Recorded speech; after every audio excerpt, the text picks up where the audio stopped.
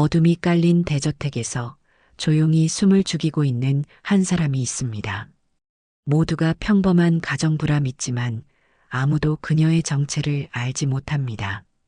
그러나 단 한 번의 선택이 그녀의 운명을 바꿀 것입니다. 탐욕과 음모 속에서 그녀는 과연 어떤 길을 선택하게 될까요? 지금부터 그녀의 숨겨진 이야기가 시작됩니다. 영상 시작 전 구독과 좋아요 부탁드립니다. 오른쪽 아래에 구독 버튼 눌러주세요. 2002년 여름 서울 강남의 한 대저택. 5월의 공기는 아직도 선선했지만 거리는 이미 들뜬 분위기였다. 대한민국이 주최하는 2002년 한일 월드컵이 코앞으로 다가왔고 길거리는 각종 응원 깃발과 현수막으로 가득했다. 하지만 이 대저택 안은 정반대였다. 늘 그렇듯 적막하고 차가운 공기가 감돌았다. 고요한 대리석 복도를 따라 하인들은 빠르게 움직이며 각자의 일을 해냈다. 그러나 그 누구도 환하게 웃거나 기쁜 내색을 보이지 않았다. 대저택의 주인 이연철 회장이 병상에 누운 지 벌써 수년째였다. 오늘도 의사가 다녀갔다. 오늘도 주인님이 약을 드셨습니다. 소용없어. 의사들도 손을 못 쓰잖아. 하인들이 수군거렸다. 멀리서 그들의 대화를 듣고 있던 그녀는 조용히 시선을 돌렸다. 낡은 부엌, 그리고 숨겨진 약초. 저택의 한쪽 하인들이 쓰는 작은 부엌. 주전자가 천천히 끓고 있었다. 희미한 불빛 아래 가스레인지에 파란 불꽃이 반짝였고 한방 약초가 우러나는 깊고 진한 향이 공기 속으로 퍼졌다. 감초, 맹문동, 환기가 조화롭게 어우러진 냄새. 그녀는 천천히 뚜껑을 열었다. 순간 기억이 스쳤다. 1993년 봄 서울, 그녀가 17살이던 해. 창밖으로 빗방울이 하나둘 떨어지더니 곧 거세게 퍼부었다. 아버지의 손길이 떠올랐다. 따뜻했던 목소리. 어머니를 일찍 여의고 아버지 품에서 컸지만 부족함을 모르던 때였다. 어릴 때부터 한약방에서 커왔기 때문에 웬만한 한약들의 모양과 효능을 알고 있었다. 존경하는 아버지를 따라 한의학과를 가고 싶어서 더욱 공부에 매진하던 날들이었다. 그녀는 창가에 앉아 빗소리를 듣고 있었다. 희미한 불빛이 창에 어른거리고 방 안에는 은은한 한약향이 감돌았다. 감기 기운이 있을 때는 몸을 덮게 하고 기를 보호해야 한다. 약초 하나에도 균형이 중요하지. 그녀의 아버지는 한 시대를 풍미했던 전설적인 한의사였다. 그러나 그의 명성은 결국 시기와 질투를 불러왔다. 요즘 환자가 부쩍 줄었군. 그녀는 작은 손으로 약초를 다듬으며 고개를 들었다. 아빠, 왜 그래요? 아버지는 잠시 말없이 그녀를 바라보았다. 그러다가 조용히 말했다. 이제 곧 이곳을 지킬 수 없을지도 모르겠구나. 그녀의 아버지는 한약장을 정리하며 깊은 한숨을 내쉬었다. 그녀는 무슨 뜻인지 몰랐다. 하지만 몇 주 후 그 말이 현실이 되었다. 1993년 4월 정부는 한약재 규제 강화법을 발표했다. 무허가 약재 사용 단속, 불법 조제 의혹, 전통의술 신뢰성 문제. 신문과 뉴스에서는 연일 이런 단어들이 쏟아졌다. 오랫동안 명의를 꿈꾸던 한의사들이 하나둘 문을 닫았다. 그녀의 아버지는 끝까지 버텼다. 나는 평생 한약으로 사람을 살려왔다. 결코 해로운 약을 쓴 적이 없어. 그러나 압박은 더욱 거세졌다. 그러던 어느 날 비 오는 밤, 천둥이 울리고 바람이 문을 세차게 흔들었다. 그 순간 문이 거칠게 열렸다. 이곳을 폐쇄한다. 검은 정장을 입은 남자들이 쏟아져 들어왔다. 이게 무슨 짓입니까? 불법적인 치료 행위가 밝혀졌습니다. 당신 남편은 무허가 약을 조제했고 환자를 위험에 빠뜨렸습니다. 이 서류는 공식적인 명령입니다. 그럴 리가 없어요. 평생 단 한 번도 허가받지 않은 약을 사용한 적이 없습니다. 그러나 남자들은 차갑게 말했다. 이미 판결이 내려졌습니다. 그녀의 아버지는 조용히 그 모습을 지켜보았다. 누군가 우리를 모함했다. 아버지는 차분한 목소리로 말했다. 그러나 그 차분함 뒤에는 모든 것을 받아들인 듯한 체념이 묻어 있었다. 남자들은 약재를 모두 뒤엎었다. 무허가 약을 조제하고 환자들에게 부작용을 일으켰다. 라고 억울한 누명을 쓰고 한의원이 폐쇄되던 날, 그녀의 어린 두 눈에 비친 것은 쓰러져가는 아버지의 뒷모습이었다. 그렇게 아버지는 황망하게 돌아가셨다. 동네 분들의 도움으로 아버지의 장례를 마치고 그녀는 폐허가 된 집에서 홀로 남았다. 책장도 약장도 사람들도 모든 것이 사라진 자리. 그녀는 멍하니 텅 빈 침대를 바라보았다. 그리고 그날 밤 그녀는 결심했다. 살아남아야 해. 그녀는 이름을 버렸다. 한약방이 폐쇄된 후 그녀는 홀로 세상에 남겨졌다. 살아남기 위해 그녀는 낮에는 공장에서 일하고 밤에는 서점에서 한의학 서적을 읽었다. 너 그거 뭐야? 공장에서 함께 일하던 사람들이 그녀가 한방 서적을 읽는 모습을 보고 묻곤 했다. 그냥. 그녀는 대답하지 않았다. 하지만 포기할 수 없었다.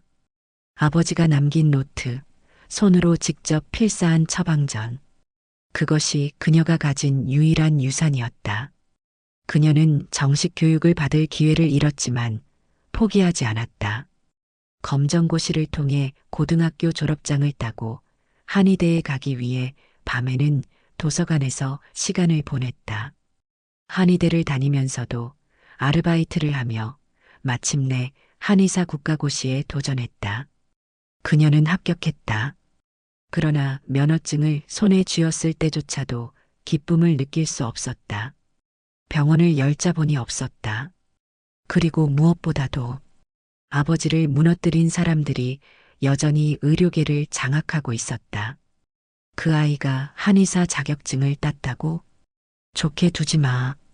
그분의 자녀가 활동하면 우리에게 위험할 수도 있어. 과거 아버지를 몰락시킨 사람들이 그녀를 두려워하고 있었다. 그녀는 취직할 곳도 병원을 열 곳도 없었다. 그녀에게 남은 것은 오직 생존뿐이었다. 2002년 초 그녀는 신문을 펼쳤다. 강남 대저택, 가정부 모집, 숙식 제공, 가정부라도 상관없었다. 숙식을 제공한다니 아무런 망설임 없이 지원했다. 그곳에서는 그녀의 과거를 묻지 않았다. 오직 조용하고 성실하게 일하면 됐다.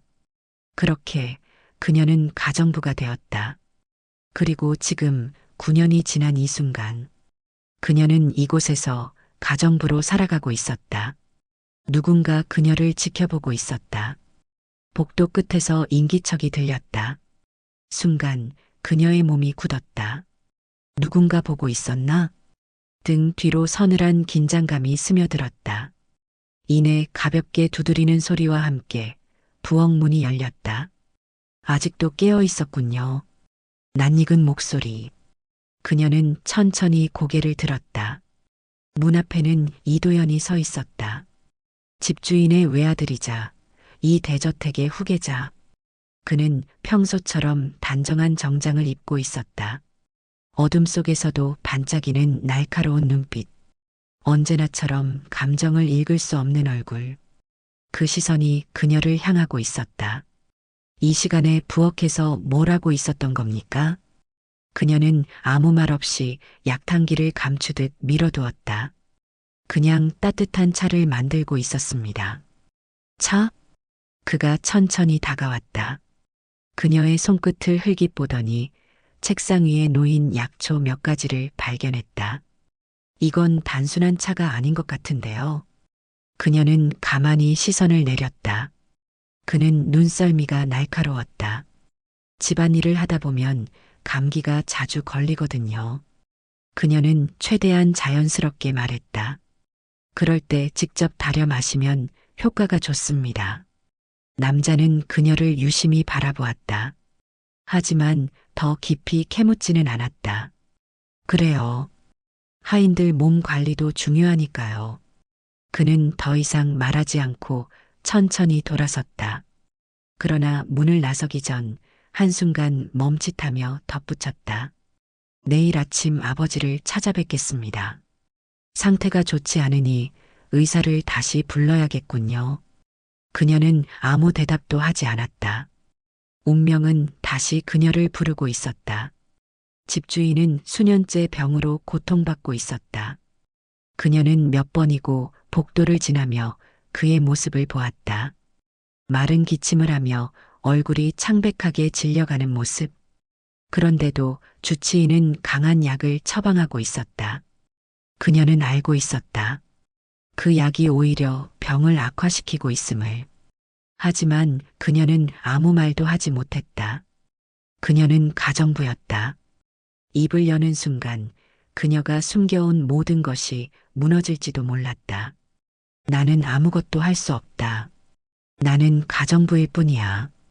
그러나 그녀의 마음 한구석에서 오래된 망설임이 다시 고개를 들고 있었다. 언젠가 이 손으로 사람을 살릴 수 있을 거라고 믿었던 시절이 있었다. 지금이라도. 그녀는 조용히 손을 감쌌다.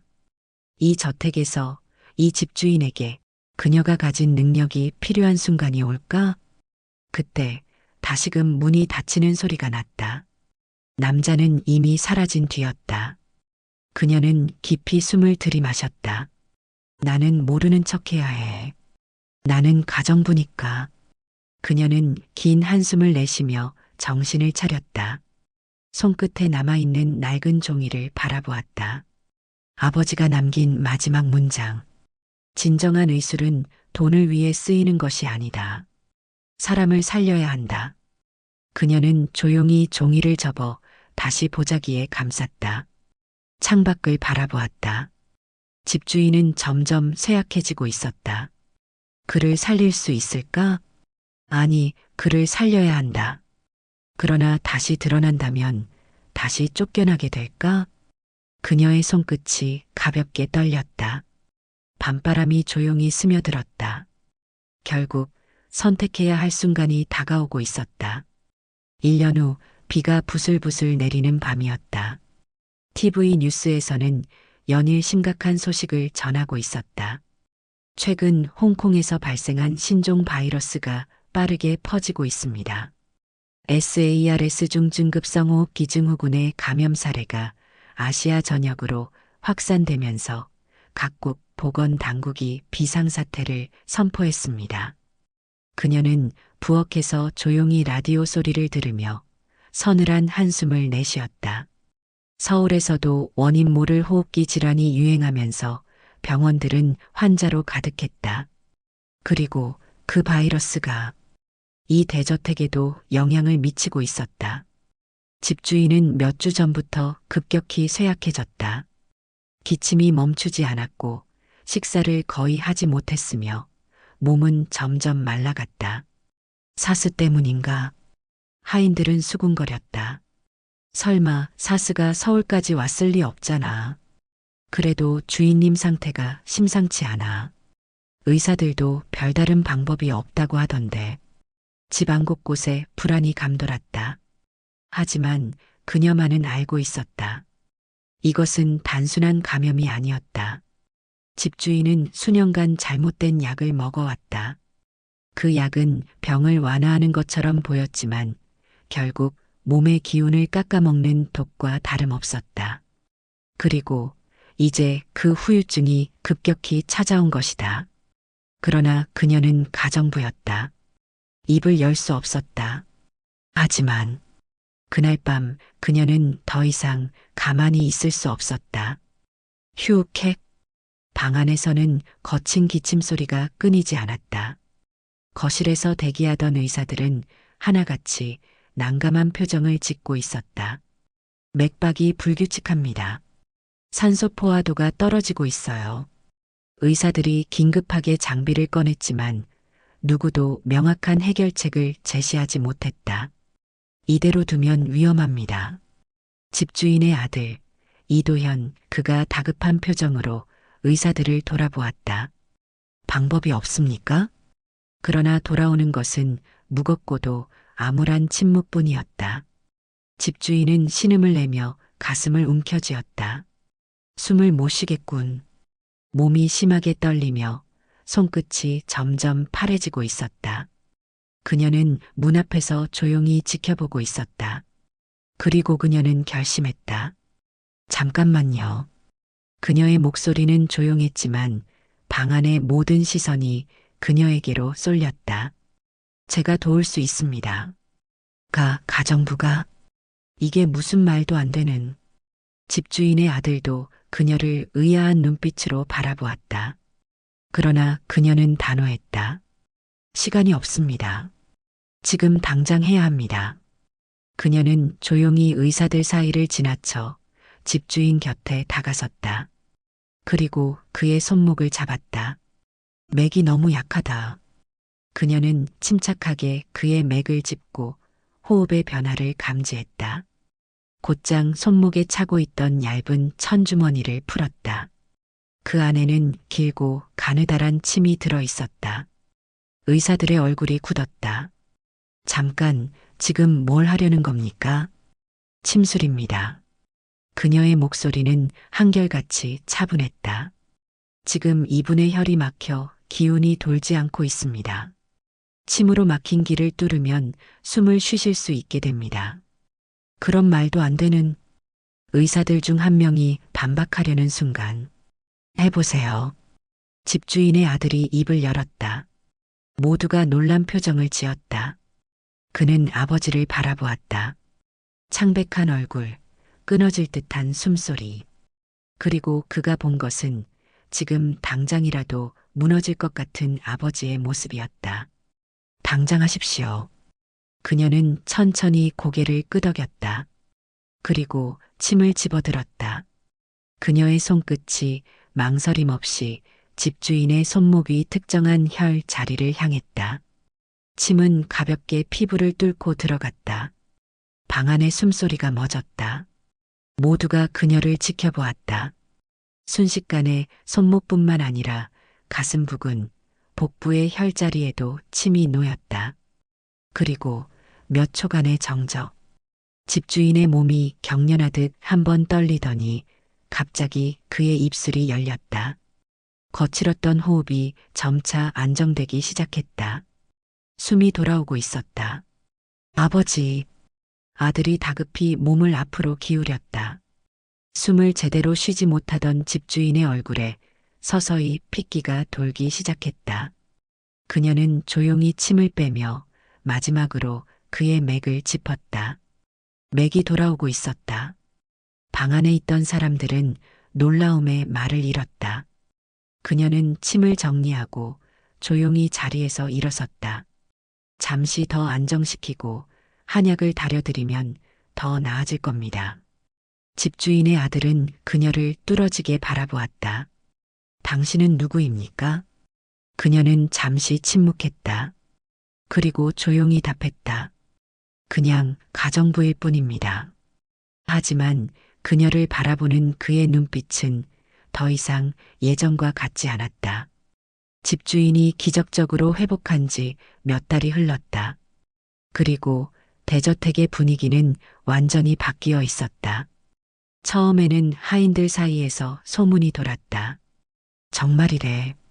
가정부가 아니 그녀가 손만 대자마자 주인님이 숨을 쉬기 시작했다잖아. 말도 안 돼. 아무리 그래도 의사들도 손을 못 쓴 병인데. 그렇지만 다들 봤잖아. 그 순간을.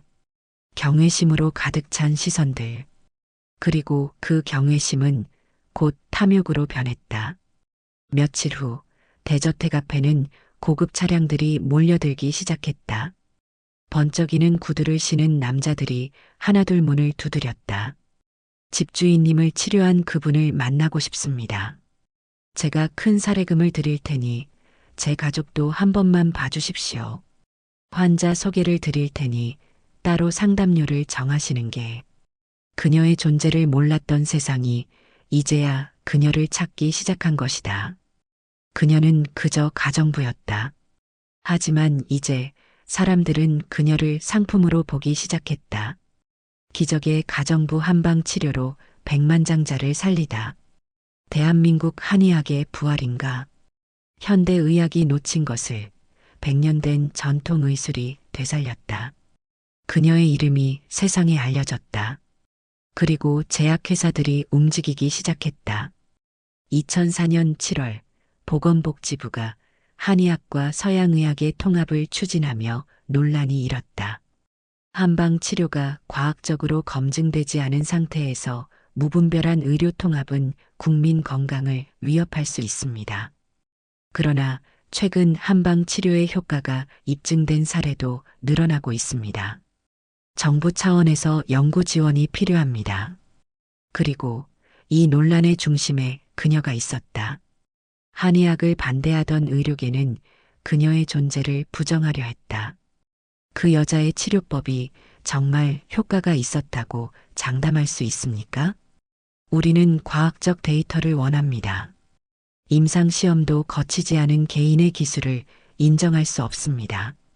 반면 제약회사들은 그녀를 이용할 기회를 찾았다. 그 여자의 비법을 조사해봐. 한약과 침술만으로 회복시켰다고?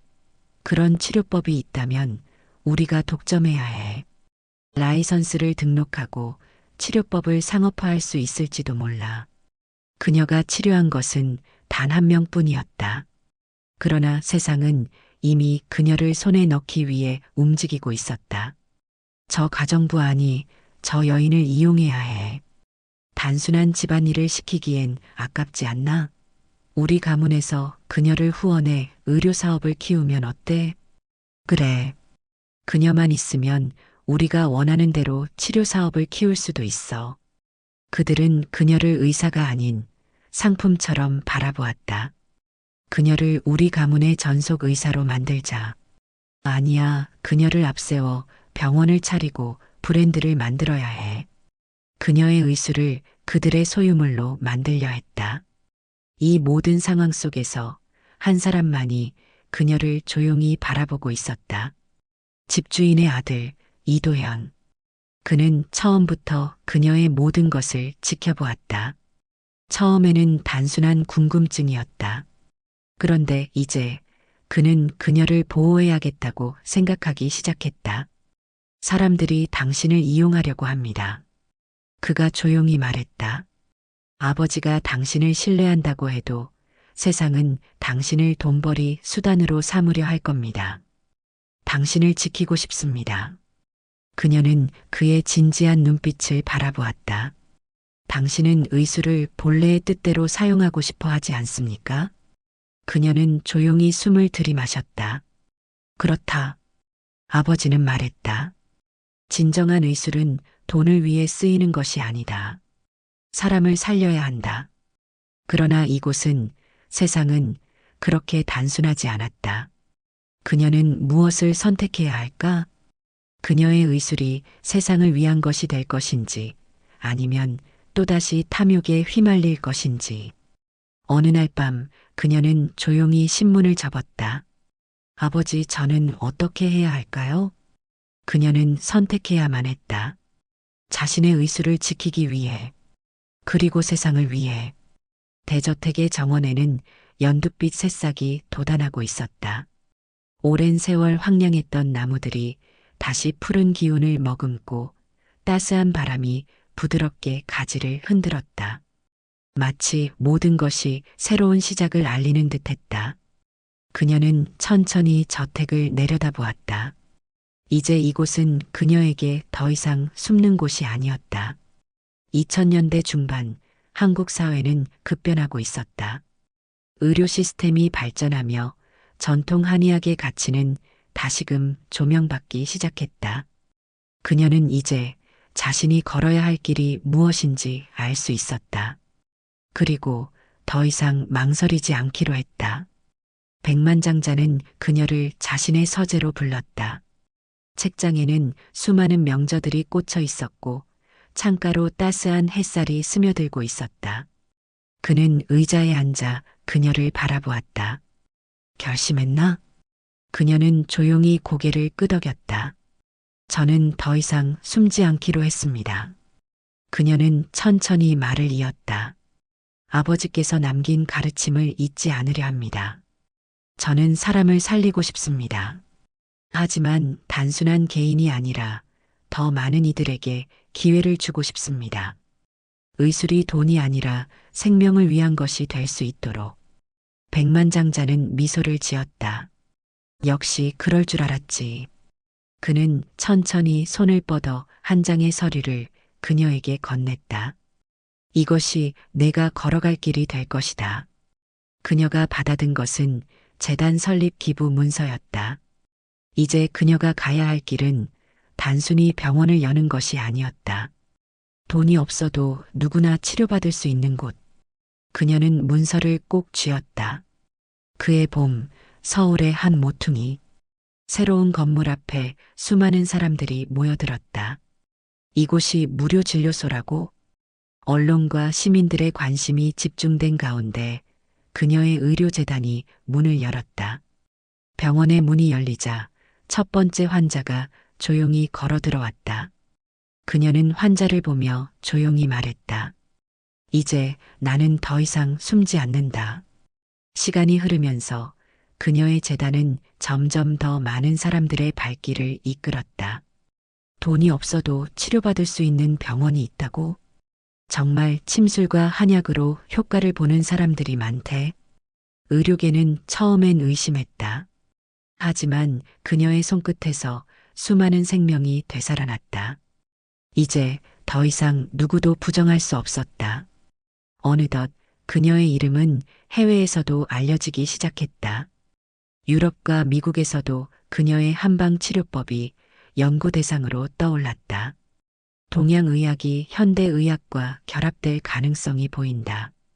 한국에서 온 한의학자가 개발한 치료법이 국제의료계에서도 주목받고 있다. 이제 그녀의 손길은 국경을 넘어 세계로 뻗어나가고 있었다. 그 모든 과정을 곁에서 지켜보는 한 사람이 있었다. 당신은 정말 대단한 사람입니다. 집주인의 아들 이도현. 그는 그녀를 조용히 바라보며 말했다. 당신은 숨어야 할 사람이 아니었어요. 그녀는 그를 바라보았다. 처음엔 그저 궁금했습니다. 어떻게 가정부가 사람을 살릴 수 있을까? 그는 조용히 웃었다. 하지만 지금은 압니다. 당신은 이 세상을 바꿀 사람입니다. 그녀는 가만히 숨을 들이마셨다.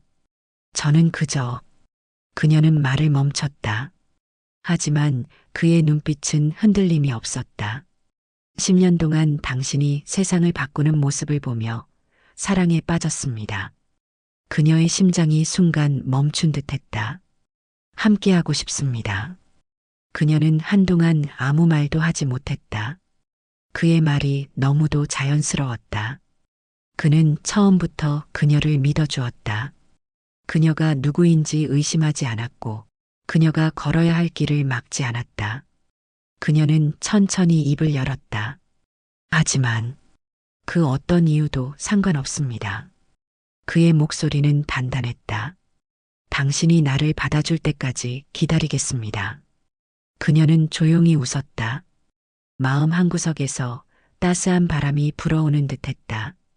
그녀는 더 이상 신분을 숨길 필요가 없었다. 그녀의 의술은 이제 세상의 빛이 되었다. 그녀는 아버지의 가르침을 떠올렸다. 진정한 의술이란 결국 사람을 살리는 것. 그리고 그녀는 조용히 미소 지으며 말했다. 나는 그 길을 가겠다.